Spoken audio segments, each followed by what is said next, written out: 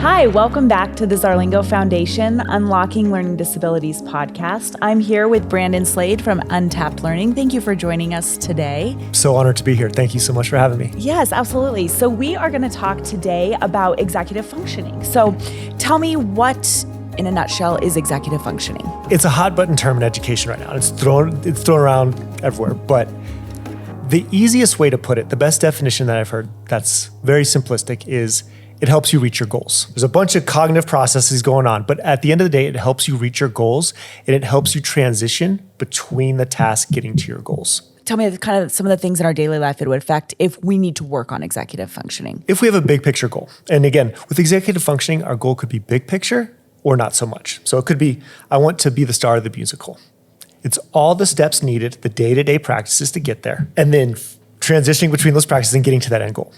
Or it could be something small. Your executive function also is if your goal is to pay attention in class, or a goal that's a huge challenge for me is getting out the door on time in the morning. What are all the small things that need to happen to get to that end goal of getting out the door on time? And how do I transition in between those tasks and get to my end goal? So that's essentially what your executive function is. Okay, so I can imagine that executive functioning would be hard for kids with ADHD, dyslexia, all the different kind of learning disabilities that we deal with. So, just getting started on homework or that sort of thing. Is that kind of a fair assessment? Yeah, so your executive function is made up of a bunch of things. But what we're looking at here, it's made up of organization, attention, task initiation, which we've seen just absolutely plummet post-COVID. Just getting started on something is one of the most challenging things for most of our students. It's also our verbal and working memory, emotional regulation, impulse control, and things like that. So when you look at where the struggles lie within an ADHD, every single child with ADHD struggles with executive function. And then many kids with dyslexia, anxiety, depression, students on the spectrum, twice exceptional students, they also struggle with executive function as well. Okay. So tell me about Untapped Learning. What do you do here for kids with executive functioning? A lot, but the easy answer is we help them reach their goals. Okay. So if their goal, and it's academic when they're young, but if they want to get, let's say, a B average GPA, it's looking through their portals every night, getting like these big picture assignments, like a presentation due Friday, breaking it into small manageable pieces, and then holding them accountable along the way. So it's 2 pats on the back, 1 kick in the tail. Yeah. A lot of organization. So whether it's organizing your thoughts, which most people don't realize that a lot of our students, when they struggle with writing, it's not necessarily like the actual writing, which we usually give instruction. It's how do we organize our thoughts to get that writing onto paper?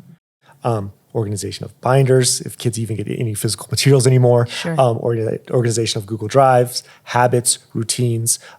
Essentially what we need to do to be successful with a brain that works different and how to turn that different into a gift. Sure. So talk to me about routines and why they're important and how they're important. Yeah. Across a kid's day. If your student struggles with executive function skills, there's 2 things that give you a ton of bang for your buck. 2 very concrete things. One is planning and one is routines. If you have an executive function challenge, you need to be unbelievably routine-based. I know you and I have talked about this before, where we have to set up our life with a lot of routines and people are like, doesn't that make your life boring? And actually the opposite happens. A lot of mental space opens up. So an example of routine in my life is I have a bowl next to my door. I call it my landing pad. When I walk in the door, wallet, keys, phone land there, and in the morning it's my launching pad. I launch on the way out. It's a routine I have to stick to. If I don't, I'm a hot mess in the morning. I'm hooping and hollering at everybody because I can't find my keys because I messed up. But we have to set up a lot of routines in our life in order to be successful. Okay, so let's talk about, maybe our 7th or 8th grade child comes home from school, right? And we've got the backpack and we've got all the things that we took to school and everything. It's a mess, yeah. Give me an idea of what can we do for that kid to make the after school easier with executive functioning on getting started on homework? What could be some things we set up at home for that kid?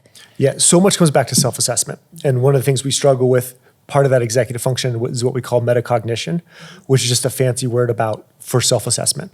We don't know how we're wired and that needs to be reinforced. So one of the first things I would start with would be some kind of like decompressing routine when your kid gets home from school, especially if there's an ADHD. It's twice as hard for us to pay attention, or even if there's a dyslexia. Like we're working twice as hard. And a lot of parents wonder why their kid is melting down when they get home. It's because we're tired, we're exhausted. So some kind of decompressing routine. My personal favorite is 15 minutes on the trampoline. There's something about that just resets me and I'm like good to go after that. After that, if we want to work on that task initiation piece, it's how do we start our homework? Research shows us same time, same place. And if we can have a space that's designated for work and work only, over time, our brain gets to be incredibly fired up there and attention becomes much better. Okay. So having a clear routine, same time, same place, when possible. Obviously, life happens. Yeah. But that's shown to have a huge bang for our buck with task initiation. Okay. So we've got the desk set up and maybe we have a slant desk or maybe we have a different kind of, it doesn't matter. We have a desk set up. We have all the things we need there, right? Like the pencil, the sharpener. Do not break attention. All the things Yeah. that we have to go get or whatever. So everything kind of set up in one place. And then 15 minutes, half an hour after school gets home, let's start homework. And then what do you do for the kid that can't start the homework, right? So I'm at the desk, I've got all the things, but I just cannot start this math homework or whatever. How do we break that? Good question. So depending on the age of the child, we can set up some structure to start. Sure. So let's say if it's math homework, maybe we do the first one or two with them and then back away. Okay. If it's writing, a very common thing in the education world is a sentence starter. Start the sentence with 2 or 3 words. I was going to the park one day and then just leave it and let them go. Okay. So we kind of get those wheels moving a little bit and then we back off. Students older, let's say they have a big presentation. I know something that we do is that, we have this big overwhelming task. Let's say it's on a PowerPoint or a Google Slides. We'll just go through the student and title the slides with the student and then let them go. When they have a structure for their thoughts, they tend to do really well, and that helps with task initiation. After a few days, when they start to initiate the task on their own, we want to reward like crazy. Okay. So the typical kid with ADHD and an executive function challenge gets 10,000 more negative comments than positive comments by the age of 10, and then it goes up exponentially from there. We do really well with positive reinforcement when possible.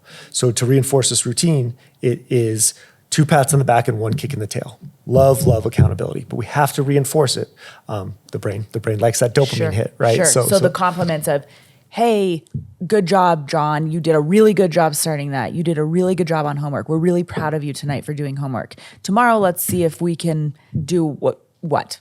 Cut down on this or cut down on that, whatever. It's just a lot of positive before we give a suggestion of what to do versus going in and saying, okay, next time do it a little faster or whatever. So a lot of love first and then maybe a suggestion of what we could do better. Absolutely. And then even on top of that, when they do get through their routine, what's the positive thing that happens? Yeah. Maybe it's 10 minutes extra out Friday night with friends. Maybe it's like... So an actual reward for doing a good job throughout the week or throughout the day, or maybe you get extra TV time or extra screen time or something like that if we've done a really good job on homework. Whatever works in your household. Sure. Yeah. That positive reinforcement's really helpful for building these routines. Okay. We want to start to associate the brain and productivity with positive things. Okay. So we talked about routines, but now you tell me about the planning part of everything. Yeah. So the second thing that gives us a ton of bang for our buck is planning.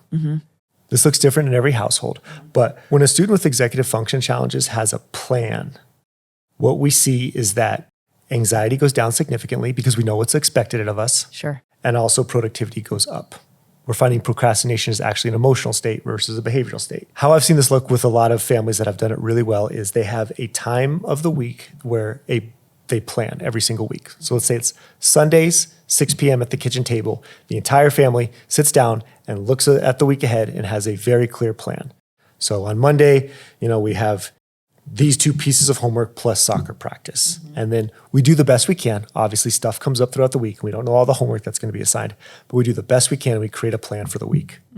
It sounds simple, but this trains our brains to think ahead. Brain with the executive function challenge, whether it's ADHD or dyslexia or something else, we just don't think ahead. Sure. Right? We have that meltdown Thursday night because we have a paper due Friday and we have play practice and it's everyone else's fault but ours. Yes. Right? Yes. So we're training the brain to think ahead, which is a really valuable skill if you decide to do college or some type of independent thing later on in life. Right. So we plan out the week and then we post it somewhere. Okay. So we see a lot of people create these beautiful plans, but then they're not coming back to it. Sure. So posting it on the fridge. So the calendar in the fridge or Beautiful. the front door, something like that, right? Beautiful. And then we work in the accountability and the positives with it. So if we get through Monday, this positive things happens. If we don't, here's the accountability. We have to go to early morning office hours with your math teacher because we got to catch up. So Sure. Expectations are clear, they're laid out, and there's no guessing here. So planning is, as shown in research, to have huge bang for your buck with routines as well. Those are the two most concrete things we can do right off the bat. Well, I want to thank you for talking with us about kind of an overall view of executive functioning and what it is today. So I thank you for being with us. Of course. So happy to help and love what you guys do. Thanks.